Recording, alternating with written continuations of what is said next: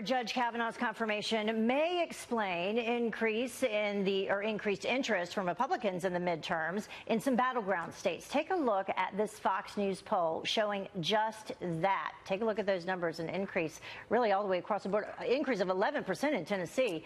And President Trump tweeting this: wow, such enthusiasm and energy for Judge Brett Kavanaugh. Look at the energy, look at the polls. Something very big is happening.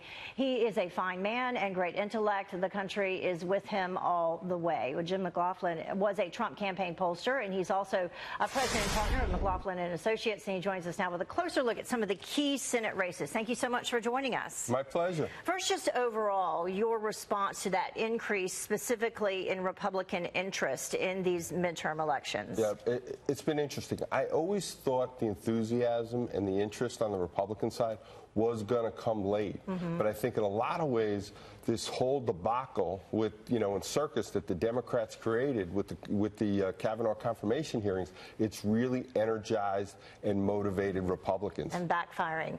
If the vote comes, though, on Saturday, that will still leave about 30 days until the midterm elections. Do you think that enthusiasm will last? Yes, and I think it will. And a lot of people are saying, well, this is going to be the decisive issue. And you're right. It's about a month away from Election Day.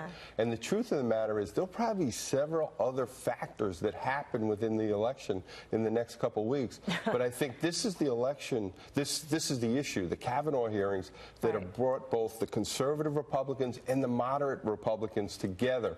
And it's something they've coalesced behind. Let's take a look at some of the key races that are in place specifically. Let's start with the Missouri Senate race. You have the incumbent, Claire McCaskill, the GOP challenger, Josh Hawley.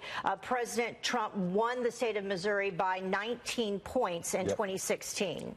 And what you're seeing there is it's not just the Kavanaugh hearings, it's also the fact that here you have somebody in Claire McCaskill. She's a career politician. She's gone to the left on issues like Obamacare and on the tax cuts. She's basically saying she wants to raise taxes on Missourians. The other thing the Republicans have there is a really, really good candidate in Josh Hawley. He's the Attorney General. He's cleaned up state government. He's reformed state government. And you're seeing it's the effect of both the Kavanaugh hearings and the fact that, Claire McCaskill has become this out-of-touch career liberal politician in Missouri, and it doesn't fit the electorate. We want to talk specifically about the North Dakota Senate race, though, where the president won North Dakota by 36 points. Senator Heidi Heitkamp, she did come out yesterday and say that she was now going to be a no vote for Kavanaugh. Does that seal her fate there? I think her fate was already sealed over the summer because in addition to your poll, we had done a poll over the summer where we saw her, she was down by 10 points.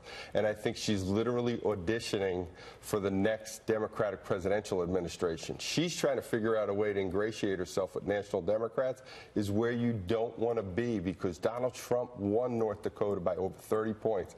It's a very conservative state, and she's once again showing how she's out of touch with the voters in North Dakota. Speaking of conservative states, Tennessee, the Tennessee Senate race, we have Marsha Blackburn. The president was just there. Was that this week? This week at the beginning of the week, in support of her. He won that state by 26 points. What about the influence of Kavanaugh there? And remember, not too long ago, the Democrats were saying that Phil Bredesen, their candidate, the former Democratic governor, he was going to win and this was a done deal. Now you have Marsha Blackburn. She's ahead. No question about it. And the reason why the president was there, because this is a state he won overwhelmingly. This is a state they like his issue agenda, and they know he can help get the Republican base going there for Marsha Blackburn. Well, he is out there stumping for these candidates. We will see if the enthusiasm lasts until the midterms. Thank you so much for joining us. That was a lot to get through, but we did it. Thank you. Always a pleasure, Heather. Well, the time now is about 8 minutes until the top of the hour, and we will be right back.